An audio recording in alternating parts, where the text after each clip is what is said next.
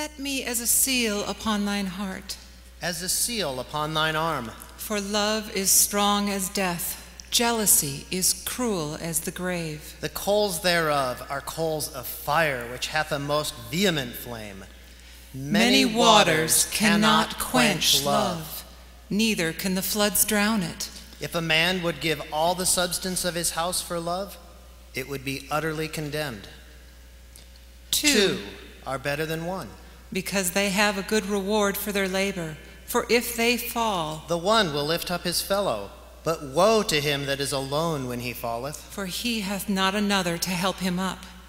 Again, if two lie together, then they have heat. But how can one be warm alone? And if one prevail against him, two shall withstand him. And a threefold cord is not quickly broken.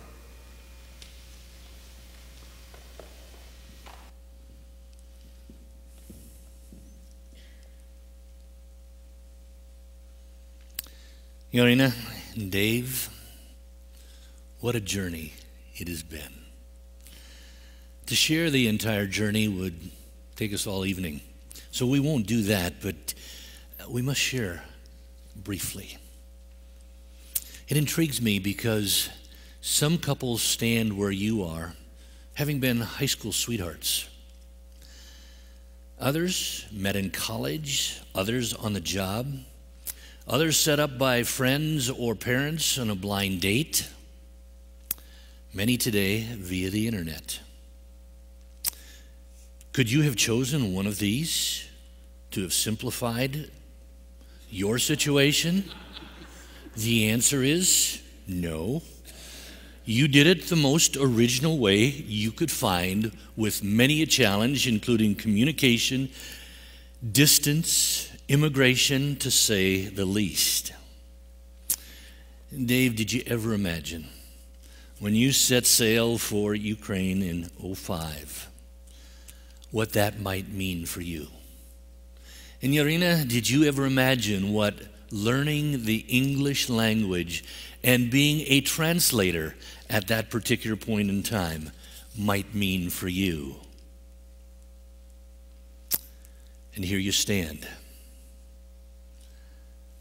And if all of that wasn't enough, the immigration process and having to come and in 90 days figure out what it meant to live in America, get married, and do all the rest of it. And here we stand. And tonight, you begin a journey together. A little bit of Ukraine culture as you stand on the shawl, and some American culture as we do a service of blessing. You begin a journey together. You come in as two individuals, single. You leave as two individuals, married. And I think the scriptures that you had read are really significant to the journey you begin. Remember, the writer Solomon was a husband, a father, the king of Israel, known as the man of great wisdom. But I'd suggest he also was dumb as a brick once in a while. And I say that because how many guys would try to do and have 700 concubines and 300 wives? Not real wise. But outside of that, a lot of wisdom. He was also a great writer. And in these passages from Song of Solomon and Ecclesiastes, he addresses a couple of significant issues for marriage for a lifetime.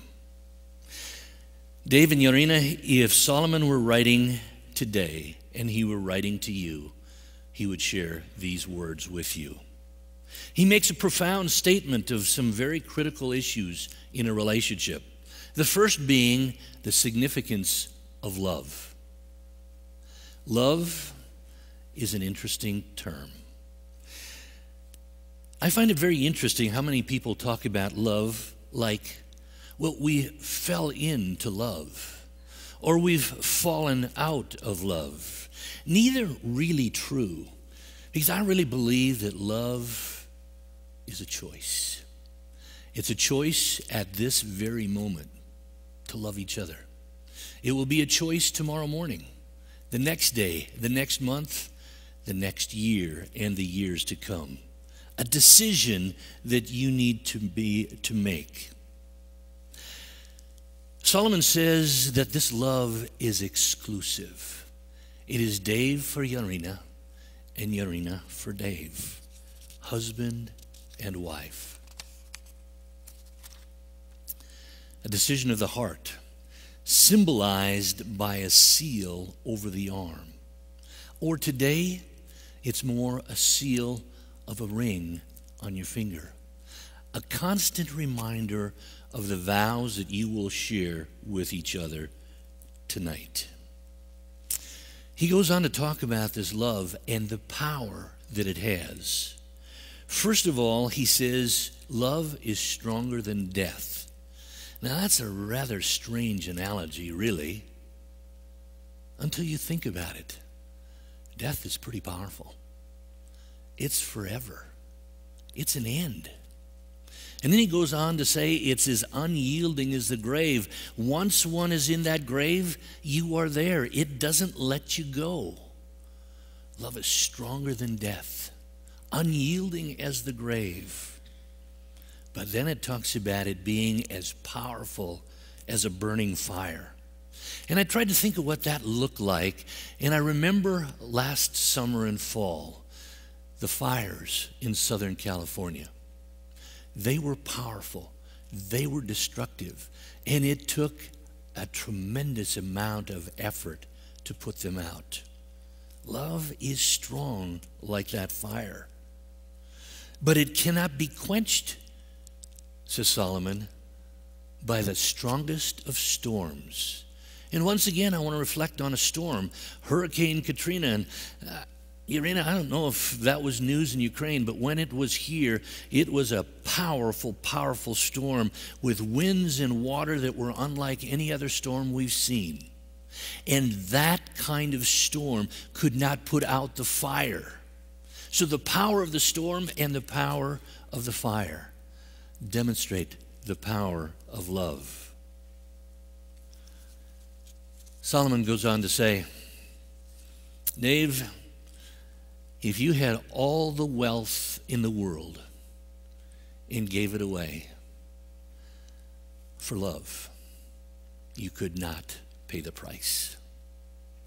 That's how costly and beautiful and powerful the love that God has for you and calls you to have for each other. The value and the significance of such love is to be treated with utmost trust and integrity. Do not allow it to be tarnished by any other values. Well, why is that important? Solomon goes on to describe that in Ecclesiastes chapter 4, where he says two are better than one. And he describes just a little bit before that of a man who is alone.